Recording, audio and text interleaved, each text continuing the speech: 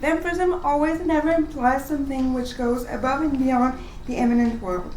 The immortality inherent to the figure of the vampire places blood-drinking creatures in an in-between realm, since they live both in and outside society. This liminal status therefore creates a neutral space, making the vampire a potent figuration of the concept of neutrality.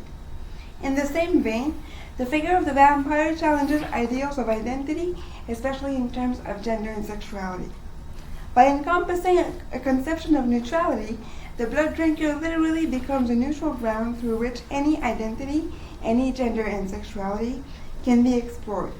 Indeed, the correlation between neutrality and gender and sexual identities further strengthens the claim that gender and sexual orientations are fluid and not set at one specific end of the spectrum, i.e. either masculine or feminine, or either heterosexual or homosexual. Gender and sexual identities are thus performative and utterly fluid, as it has been defined by Judith Butler. Also, by understanding gender as a large fluid spectrum, the idea of binaries becomes irrelevant. Gender and sexual fluidity requires an erasure of binarial systems. In other words, the deconstruction of binaries equates to the fact that norms must be challenged and questioned. Simply by being undead, the vampire is utterly non-normative, but this norm deconstruction goes even further, since the vampire also does not adhere to set gender and sexual identities. In other words, by performing their gender and sexualities as they see fit, vampires deconstruct binaries and promote fluidity, which then leads to neutrality. Indeed, by being neutral, the figure of the vampire paves the way for the erasure of binarial systems, which in turn allows gender and sexual fluidity to fully take form. Justin Cronin's novel The Passage deals with questions of gender identification and performance, especially through the character of Amy. In her own way, Amy challenges gender norms by her bodily and linguistic materiality, and thus enables thinking processes pertaining to neutrality, making her a potent figuration of these concepts. Je vais faire un petit résumé super rapide du roman. En fait, c'est une expérience gouvernementale qui transforme des êtres humains en vampires et les injecte avec une espèce de virus qui finalement fait que tout vire mal, finalement, et les vampires s'échappent, et voilà, et ça pète partout. Et Amy est une petite fille qui est finalement injectée avec ce virus-là. Et en fait, c'est elle. Là, je vous compte un petit peu un punch de fin, mais j'ai comme pas le choix parce que sinon la présentation va faire aucun sens. Spoiler alert, I'm really, really sorry. Amy est un peu comme le vassal qui ressent tous les autres virals dans elle, les entend un peu là, les communiquer avec eux. J'ai pas lu les deux autres romans, fait que je connais juste la première histoire de la trilogie, mais bon. Donc j'espère que la présentation va faire du sens avec ce petit résumé-là. Donc, according to Judith Butler, gender is a performance which implies a constant repetition of social acts. However, one's agency stems out from possible variations of that given act of repetition. As Butler states, and I quote, if the rules governing signification not only restrict, but enable the assertion of alternative domains of cultural intelligibility, i.e., new possibilities for gender that contest the rigid codes of hierarchical, I hate that word, binarisms, then it is only within the practices of repetitive signifying that a subversion of identity becomes possible. Unquote. In other words, gender practices are repeated in order to be challenged and perhaps deconstructed. By contesting binaries and norms, gender and sexualities become a space through which one can produce alternative modes of thinking. These alternative thinking processes therefore become non-normative. This deconstruction of norms also implies that gender and sexualities are indeed fluid, but that they can also lead to neutrality. This is of significant importance since the neutral realm can also be defined as non-normative. In basic terms, neutrality refers to that which is not one or the other. This conceptual definition thus implies that which is neutral is non-binary. Vampirism follows this exact idea, since the figure of the vampire, due to its undead status, is neither one nor the other, being neither dead nor alive. Neutrality can also be defined as that which takes the form of a chiasm, and in between that can neither be grasped nor ungrasped. This in-between status is not only relevant in terms of vampiric undeadness, but also when it comes to the deconstruction of norms and binaries. Claude Stéphane Perrin further describes the eternal as follows. Voulez-vous que je lise les citations en français originales ou en anglais traduites? Qu'est-ce que vous préférez? Parce que j'ai les deux versions. Ok, je vais faire les deux finalement. Donc, Claude Stéphane Perrin further describes the eternal as follows. The eternal becomes neutral, neither inside nor outside, neither present nor absent. It would nonetheless remain eternal, like an infinite mark, always active, always repeated. En français, c'est l'inconnu comme neutre suppose un rapport étranger à toute exigence d'identité et d'unité. Donc, vampiric immortality is therefore a potent representation of neutrality, and more importantly, of gender performativity as an alternative domain of cultural intelligibility. Indeed, by always being active and repeated, neutrality and Butlerian gender performativity undeniably go hand in hand, since it is only through repetitive practices of signifying that social constructs such as gender can be challenged. By creating alternative domains of gender or cultural intelligibility which deconstruct norms, gender performativity can also be defined as something which can be measured empirically, since these alternative gender identities are constantly in flux. In similar terms, Maurice Blanchot defines the unknown as a neutral which supposes a rapport unknown to any identity or unity requirements. Et en français, c'est... je l'ai pas sur le fond. Okay. These requirements also reinforce the fact that gender identities are indeed constantly changing and therefore cannot be strictly binary. The same idea can be applied to gender performances, i.e. how one chooses to express one's gender, be it through clothing, makeup, etc.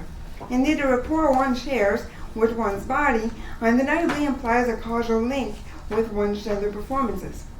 Therefore, corporeality cannot be taken away from gender performativity, and the same applies to the concept of neutrality. Indeed, as Blanchot stipulates, that which is neutral does not require any identity or unity. Therefore, the gender fluidity/neutrality can be seen through one's corporeality. In that sense, Amy's character in the passage undeniably personifies this correlation. Indeed, when Amy first appears in the colony, she is described as follows. En fait, il y a un petit groupe d'humains qui ont résisté au virus et ils sont en petit groupe.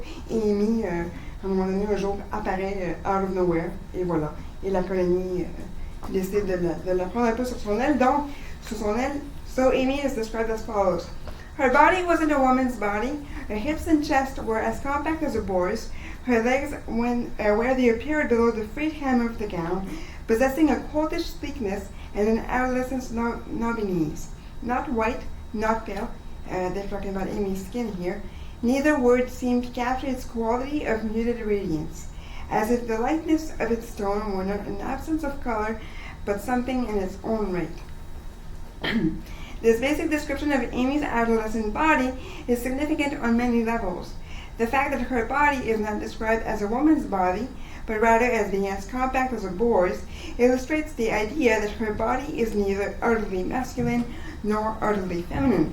In other words, Amy's body is neutral, neither one nor the other. This statement is even more important in light of the fact that Amy is either described as a child or as a teenager by the people of the colony. The indecisiveness surrounding her age puts her in the realm of the neutral, since she could be defined as being prepubescent.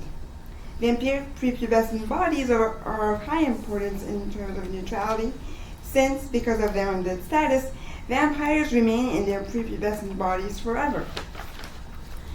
Preteen bodies are on the verge of change, and the fact that vampires' bodies never age means that blood-drinking creatures will forever live in a body which is on the verge of change.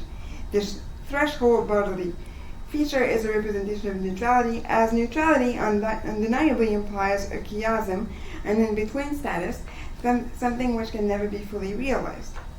Thus, vampiric prepubescent corporeality and neutrality are an intertwined unit. However, another important feature of Amy's body pertains to her skin. The fact that it cannot be described due to its muted radiance further strengthens the claim that Amy is a neutral being.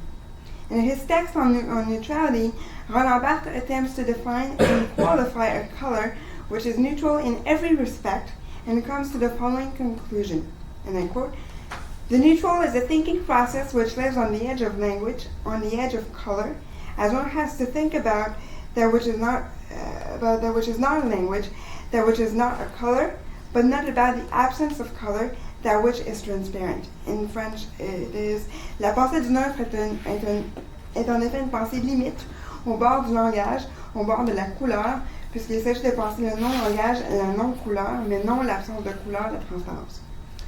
So in this sense, Amy's muted skin literally is on the edge of color, neither absent nor transparent, but rather something in its own right, which cannot be adequately defined. The fact that the tone of Amy's skin is described in such terms reinforces the idea that Amy's body is undoubtedly a neutral space. Moreover, the virus which creates the virals, parce que les vampires in the novel are called virals, the virus which creates the virals is said to take the soul, the person you loved, away. In other words, the bodies of the virals become a neutral shell. Thus, vampiric bodies in the passage are of significant importance when it comes to the representation of neutrality and to its correlation to the figure of the vampire. Still, in terms of identity and corporality, Amy's use of language also provides an interesting gateway into the significance of one's body and how it can be used as a neutral ground. In Bodies That Matter, Judith Butler stipulates that, in terms of language and bodily materiality, and I quote, "Every effort to refer to materiality takes place through a signifying process which, in its phenomenality, is always already material. In this sense, then, language and materiality are not opposed, for language both is and refers to that which is material, and what is material never fully escapes from the process by which it is signified." End of quote. Since bodily materiality and language are not opposed, but rather are a single unit, the representation of language in Cronin's novel is significant, especially through Amy's character. Indeed, the fact that Amy uses telepathy to communicate throughout most of the novel is significant in terms of materiality and language. One sense of identity of bodily materiality, both individual and collective, takes shape through language. Thus, the fact that Amy does not use language per se renders her bodily and linguistic identities blurry and unset. In other words, by not using usual communication means, i.e. speech, Amy disrupts normative social acts. This disruption makes Amy a neutral being on two different fronts. On the one hand, the fact that she can hide her identity by remaining mute makes her neutral in the sense that she can stay on the borders of society. Even Amy herself confirms it when she first meets Peter. And this quote, she said it through telepathy as well. The girl said nothing, indicated nothing, and then Amy says, "Why would I tell you my name?" So she doesn't want anybody to know what her real name is. The fact that Amy says nothing, but especially indicates nothing, literally puts her in the realm of neutrality. No indication whatsoever undeniably relates to the idea that which is neutral cannot be expressed in a normative or socially accepted linguistic terms. By the same token, the fact that Amy does not want to reveal her name to Peter also reinforces the claim that she is indeed a part of the neutral realm. Since language and corporeal materiality are an intertwined unit, one's identity is revealed by one's body and by one's use of language. In Amy's case, her refusal to tell Peter her name is also a refusal to give the latter access to her identity. By not sharing her name, and by using non-normative telepathy as a means of communication, Amy remains in the realm of neutrality. On the other hand, Amy's erasure in terms of language and identity falls in line with Roland Barthes' claim that which is neutral is that which annuls and or blurs. The manner in which Amy keeps her language, and therefore her identity, private, does indeed annul and or blur normative social acts. Sarah even describes a significant linguistic episode in her journal, and I quote, "Which isn't to say that we always understand her, Amy, because half the time we don't. Amy doesn't appear to remember anything about where she comes from. End of quote. Amy's struggle with normative language puts her in the margins of society. Through her alternative means of communication and her unconventional identity, she deconstructs social acts and relationships. This description also correlates to Butler's claim that gender performances are alternative in terms of cultural and/or social intelligibility. Therefore, Amy's character fully adheres to the Butlerian dismantling of gender norms. In other words, by being non-normative, Amy is a neutral being in the sense of that which annuls and/or blurs. The fact that Amy is non-normative in terms of bodily and linguistic materiality is explicitly brought forward in Cronin's novel. Indeed, when Amy speaks out loud for the first time, the other members of the colony are startled. She can talk, Alicia said. Amy's face seemed different to him. Peter, it was as if she were suddenly present, fully among them. Her voice was neither a woman's nor a child's, but something in between. End of quote. Using conventional language, it brings Amy out of the neutral realm, but because she has non-normative ways of thinking and performing her linguistic and bodily materiality, her voice nonetheless remains neutral, a constant in between linguistic status. The fact that Amy's voice is neither a woman's nor a child also reinforces the idea that Amy is indeed a neutral being due to her prepubescent vampiric countenance. Another highly significant feature of Amy's character in terms of neutrality refers to how she describes herself as her identity materiality evolves. Toward the end of the novel, Amy describes herself as follows, and I quote, "She was Amy and she was forever. She was one of the 12 and also the other. The one above and behind, the zero. She was the girl from nowhere, the one who walked in, who lived 1,000 years." End of quote. By being the other, the one above and behind, the girl from nowhere, the zero, Amy is the ultimate figuration of neutrality in Cronin's text. By being the other which lives forever and which goes above and beyond, she undoubtedly is an undead being. Amy's undead status therefore puts her in the realm of neutrality, as undeadness can be described as being neither dead nor alive, neither present nor absent. In other words, undeadness supposes a chiasm and in-between status, which is also inherent to neutrality. Amy's neutral countenance is brought forward even more strongly through the nicknames that are used to describe and even to define her. The girl from nowhere and the zero both presuppose that Amy is utterly neutral, not only when it comes to linguistic and bodily materiality, but also in terms of her primary identity, i.e. her names. Also through the fact that naming someone is what confers said person his or her identity. The fact that Amy comes from nowhere can be equated to the fact that she literally comes from and lives in a neutral realm, and the fact that she was scientifically made into a vampire reinforces that claim.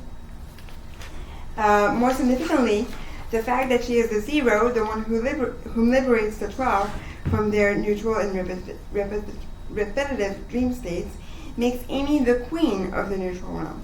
By being the zero, she is the most neutral of the neutrals. The noun zero is defined as follows: not or nothing reckoned as a number denoted by the figure O and constituting the starting point of the series of natural numbers. In other words, Amy/the zero amounts to nothing, which can be easily correlated to the realm of neutrality, but also to the fact that she is indeed the starting point, or rather the common denominator of the 12. Amy/the zero is the ultimate off-center focal point of the neutrality, which is inherent to the 12. Also, the fact that the other members of the congregation are looking for their individual identities because they have forgotten who they were prior to their vampiric transformations cements the realm of the 12 as being utterly neutral. More importantly, the fact that the members of the 12 are all numbered beings brings a sense of neutrality to it all. By losing their proper names, the 12 become unidentifiable. They become neutral. In this sense, Amy, being the zero, is the ultimate neutral, the one from which all other neutrals will derive. Even the capitalization of Amy's names, because all the names I quoted, like the zero, the go from nowhere, they're all capitalized. Even the capitalization of Amy's names reinforces the claim that she is indeed the ultimate neutral, as name capitalization strengthens one's power position. For example, God, we capitalize God's name. Therefore, Amy's names solidify her identity, not her collective identity, however, but rather her identity as the neutral. By challenging and ultimately deconstructing binarial norms, Amy is a potent figuration of neutrality, but also of the Butlerian dismantling of gender, linguistic and bodily social norms. In other words, Amy / the zero / the girl from nowhere is the ultimate representation of alternative nodes of cultural and bodily intelligibility. To conclude, the immortal undead status of the figure of the vampire always never implies a deconstruction of binaries. By being neither dead nor alive, the vampire remains in a constant neutral state. In terms of gender performance, vampirism also erases set modes of thinking and rather promotes gender fluidity. Amy's character in Justin Cronin's The Passage illustrates this fact by being physically described as either a girl or a boy, depending on the features. Amy's contents therefore puts her in an in-between. In other words, she is gender neutral. In addition, by not being restrained to one end of the gender spectrum, blood-drinking creatures are potent figurations of Butlerian alternative nodes of cultural, bodily, and linguistic intelligibility. In Cronin's text, Amy's character disrupts normative means of communication by being mostly mute and using telepathy to communicate. Using telepathy puts Amy's mind and therefore her identity in a chiasm, since she does not choose to reveal her true self to others. Amy's alternativeness makes her a neutral being, especially since she deconstructs that which is normative. This disruption also correlates to the fact that neutrality, according to Barthes, is that which annuls and or blurs. Amy, by being gender neutral and by using alternative means of communication, does blur the lines of social, bodily, and linguistic norms. More importantly, since she is the girl from nowhere / the zero, Amy's character is the ultimate figuration of the concept of neutrality in the novel. Her role as the ultimate neutral, as the zero of the 12, is to be the vessel from which all the other neutrals of the 12 derive. Amy's position as the ultimate neutral is even defined typographically, as her names are all capitalized. In other words, Amy's characterization in the passage further strengthens the claim that the figure of the vampire is the most potent figuration of the concept of neutrality, and that gender performativity and fluidity do have their place in modern society. Through its inherent malleability, the figure of the vampire is a cultural vehicle through which human experience and its underlying issues can be expressed. The figure of the vampire is eternal, not only in terms of neutrality, but especially in terms of human comprehension, making it the perfect figure through which one can explore non-normative concepts and hopefully change restrictive social mindsets towards a more inclusive way of engaging with the world. Merci. Merci Marie.